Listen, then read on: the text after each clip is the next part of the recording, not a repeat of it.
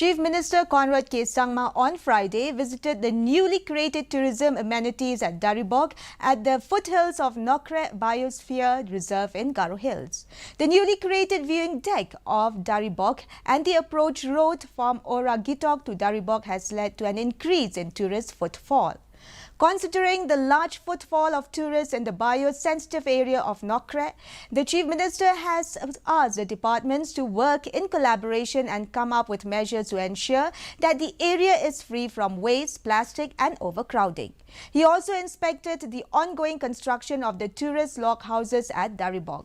He said that sustainable intervention should be initiated in the area with zero littering and proper waste management. Board or a society which we can call like Nokre Development Board or society more sustainable?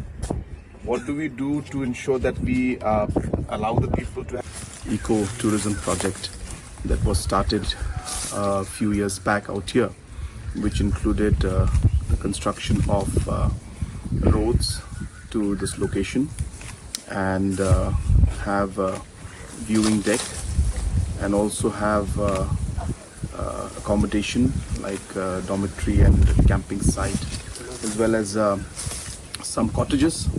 And the idea really is to promote sustainable and ecotourism.